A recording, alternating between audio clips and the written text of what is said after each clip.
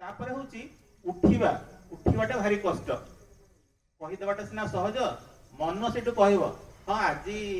रविवार टा खाली सोमवार ठू आरंभ कर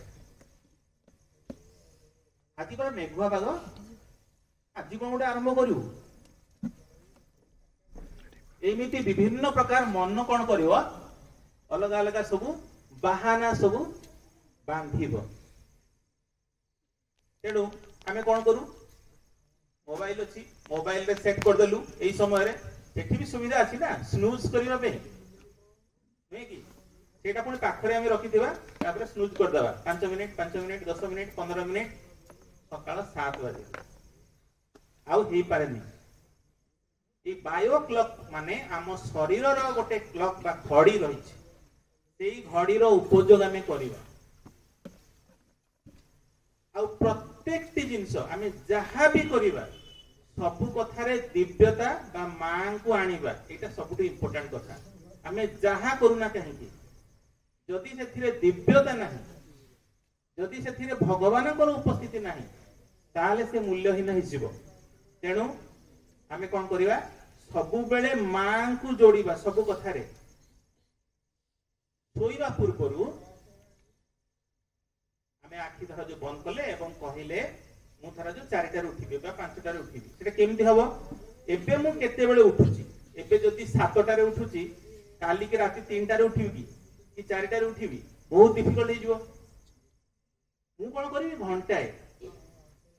अध घंटाए ताको कम करिवि 7टार उठुची एबे 6टार उठिबी घंटाए ताको कम करिवि ताले शरीर ऊपर प्रेशर आसीबो नै हैला प्रथम कथा ये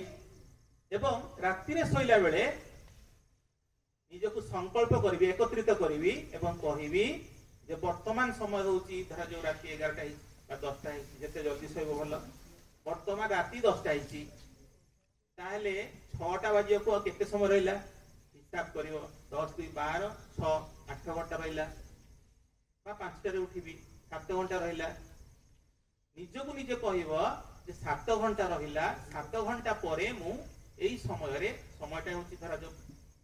5:30 बा 6टा 5टा रे मु उठी एई कथाटी बारंबार कोन करिवो एकाग्रता हेइकरी कहिबो निजको निजे कहिबो देखिबो तमर कोनोसी अलार्म दरकार हबो नै मोबाइल रो आवश्यकता हबो नै एवं तुमे ठीक समय रे उठिबो आउ गोटे होची जेते बेले एई कथाटी कहूच सेटा मां को जणैबो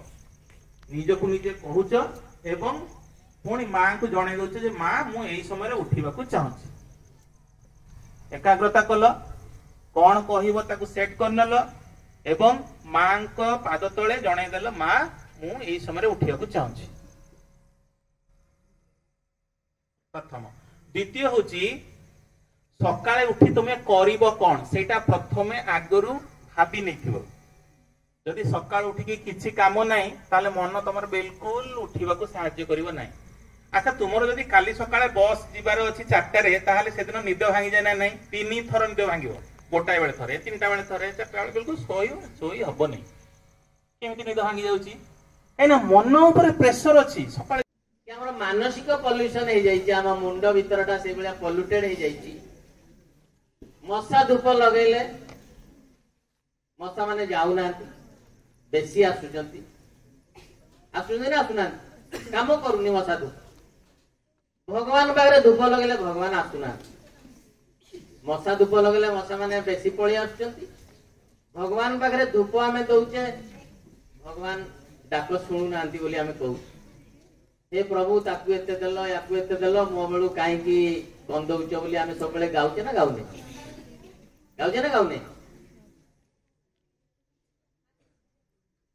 प्रति जुगरे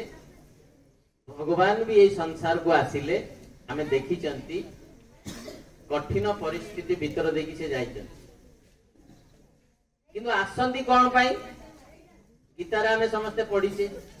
जिते बेले भी धर्मर ग्लानि हुए अधर्म बढ़ी जाए मु सेते बेले आसे धरा पृष्ठ को बंचेवा पाई बा लोकमान को आगु को नेवा पाई एटा आमे गीतारे श्लोक रे पढ़ी से यदा यदा हि धर्मस्य ग्लानिर्भवति भारत अभ्युत्थानम् अधर्मस्य तदात्मानं सृजाम्यहम् परित्राणाय साधूनां विनाशाय च दुष्कृतां धर्म संस्थापनार्थाय संभवामि जुगे जुगे। पढ़ी ना पढ़ीने? त्रेतया जुगरे कष्ट थिला, द्वापर रे कष्ट थिला, सत्य जुगरे भी कष्ट थिला, कली जुगरे बेसी कष्ट ना कम कष्ट? कम ना बेसी? बड़ पाटे को आउ टिके बड़ पाटे बेसी ना कम? पछाड़े सोई पड़ले कि पछाड़ वाला किछि कष्ट नाही, एइटी मझिरे केते जनकर कष्ट अछि। निश्चित भाव रे माँ बही रे श्री अरविंद लिखिले ये जोगर उद्देश्य कौन प्रथम चैप्टर रे, द्वितीय चैप्टर रे लिखिले कौन कौन करबा को हबो हमकु। भाई दैनंदिन जीवन में केते सुंदर भाव रे प्रैक्टिस करिया पे आज बहुत कथा कहि दैछन। जदि हमें सेतिकी अभ्यास करिबा मां को डाकी डाका जीवन रे कष्ट जंत्रणा किछि हमको थिला भलिया भी लागिबो नाही। तृतीय अध्याय रे जो कथाटी कहिचंती जदि जीवन पथरे सकल भय संकट एवं सर्वनाश आम जीवन रे हो बा जगत रे जहाँ जहाँ हमें पढ़ी आसचे पुराण शास्त्र भागवत जेते जेते अध्याय आमे अनुध्यान करिचे सबुटी केवल ई तीनोटी जिंस मनीष को निये असुविधा भीतर देकी गोटे हला भय गोटे हला संकट शेषरे सर्वनाश। आम जीवन में एटा जदि न आसु बोली आमे चाहूचे कि किंतु अजाणतरे आमे जो जन्म लाभ करिचे बा हमको जो शिक्षा भीतर देकी आमे बढ़ुचे वर्तमान भारतीय शिक्षा भीतर नूतनत्व आसीबा को आरंभ कलानी जेहेतु श्री अरविंद जुगरे आमे बंचिबा को आरंभ कलेनी। 1956 मसीह रे जेहेतु वातावरण भितर से अतिमान शक्ति आम सहित रही काम करुची आमे वर्तमान जदि प्रयास करिबा कारण एइथरो जदि बंचिबा पई आमे चाहूचे ताहले दुईटी कथार आवश्यकता श्रीअरविंद लिखुचंती। गोटे हला मां भगवती करुणा, द्वितीयटी हला तुम आडू श्रद्धा निष्ठा समर्पण रे गठित तुमर अंतःकरण। बुझियला?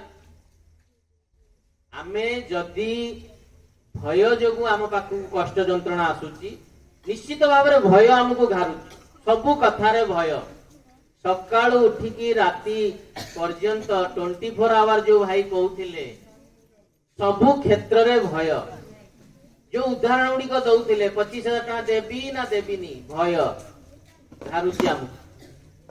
श्रीअरविंद सेई कथा कहउचंती भारतीय आर्य समाज रे भय नथिला से कहा को कुभाषा कहे नाही जे आर्य से केबे ता पाटिरु खराब भाषा बाहरे नाही। भारतीयता भितरे सबु बेले गोटे सहानुभूति गोटे एकत्व गोटे भातृत्व गोटे साहस वीरर जो रक्त दौड़िबा कथा ता प्राण रे से शक्ति को जेहेतु आमे हरई देइचे आम पाखरे सबु बेले से भय उपस्थित अनुरोध करुचे। गिरीश भाई को अनुरोध करुचे भाई प्रदर्शन भाई को सम्मान करेंगे। गिरीश भाई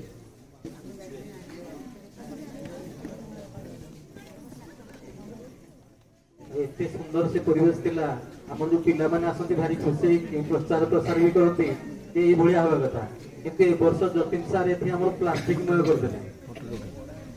तेनो मो अनुरोध करिवे जे आसंतर से परिवेश रहला नाही किंतु आमे टिके प्राकृतिक होबा प्रकृति को भल पाइबा। गिरीश भाई बर्तमान हमर प्रिय शरद भाई को उपडकन दे सम्मानित करछन्ती ताकर मंगल कामना करूछु मां कनि के प्रार्थना करूछु